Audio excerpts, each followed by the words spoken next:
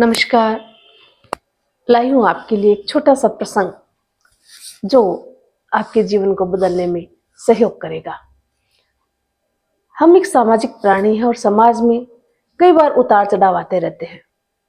कई बार अनायास ही आते हैं, कई बार किसी कारण से भी आते हैं।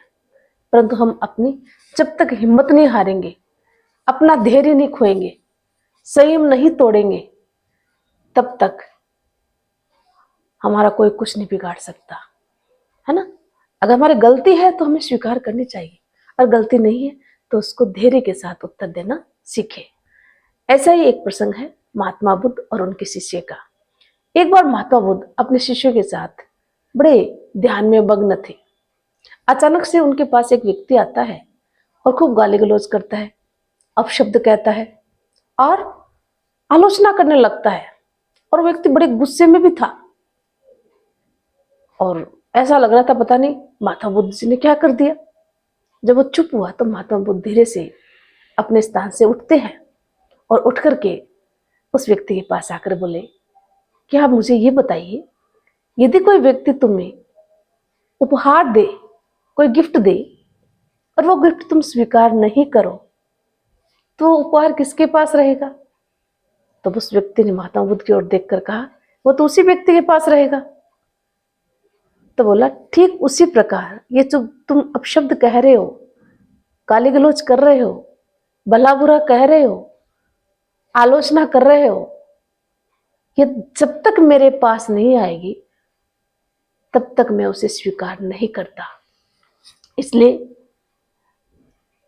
तू ये मत समझना कि तुमने जो मेरी मानसिकता का संतुलन बिगाड़ने का प्रयास किया है मैं उससे अपसेट हो जाऊंगा। नहीं बेटा, ये तो लेने की बात होती है। अगर मैं उसको लूंगा तभी तो ना, नहीं तो मेरे शिष्यों ने लिया है और नहीं मैंने ही लिया है।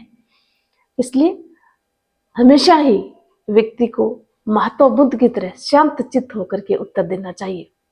तो ये छोटा सा प्रसंग है, बहुत ही प्यारा, बहुत कुछ सिखाता है।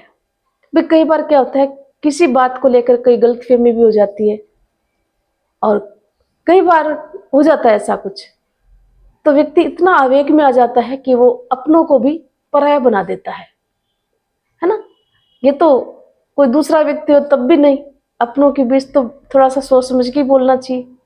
10 लोग हैं तो थोड़ा चुप रह ले, कोई बात हो तो बाद में उस बात को डिस्कस कर ले। परंतु कई बार इतनी स्थिति हो जाती है, आवेग में आ जाता है बंदा कि वो कुछ सोचता नहीं है, वो बड़े छोटे का लिहाज नहीं रखता और किस प्रकार से फिर वो क्रोधित होकर के कुछ भी बोलने लग जाता है। तो ऐसा गलत होता है। हमेशा सोच समझ करके शांत चित्त हृदय से किसी को परख करके कुछ कहना चाहिए। अगर गलती है भी तो फिर उसको ठंडे दिमाग से सोचकर समझाओ।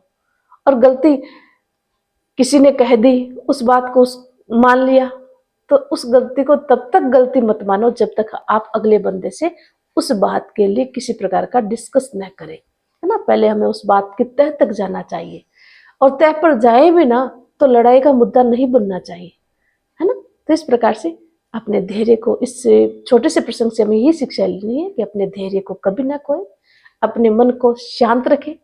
अपने चित्त को, मन को जब शांत रखेंगे ना तो हम खुश रह पाएंगे। हमेशा ही संयमता हम अपने अंदर भीतर रखेंगे तो हम अपने जीवन को बहुत ही अच्छे से जी पाएंगे। कोई बंदा कुछ भी कहे, जब तक हम उसको स्वीकार नहीं करेंगे वो बात हम तक आ ही नहीं सकती।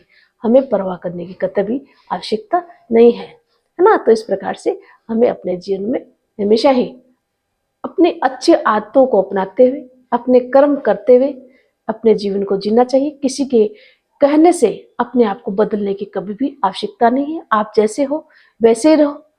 अच्छी आदतें हैं और अच्छी आदतें उसमें लाने का प्रयास करो, चाहे परिस्थिति कैसे भी हो। अपनी आदतें आप मत बदलो, आप अपने आप में श्रेष्ठ बनने का प्रयास करो, अच्छा बनने की प्रयास करो। अगर कोई गलती है भी तो उसको सुधारने का प्रयास करो। अपने जीवन में उस बात को लेकर के दिमाग में उस बात को कभी मत रखो, है ना। उसको एक सपने की तरह भूल जाओ और आगे बढ़ो। जब तक हम उसको साथ में लेके चलेंगे ना, हम अपना बहुत कुछ खो देंगे। हमारा स्वास्थ्य भी बिगड़ेगा, तन मन भी अशांत होगा, हम एकदम ठहराव सा जीवन में ले आते हैं।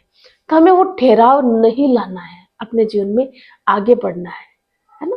तो बहते रहेंगे तो फिर दिमाग हमारा प्रखर होगा, हम अच्छे रहेंगे, स्वस्थ रहेंगे, खुश रहेंगे, जीवन में लोगों से जुड़े रहेंगे। धन्यवाद।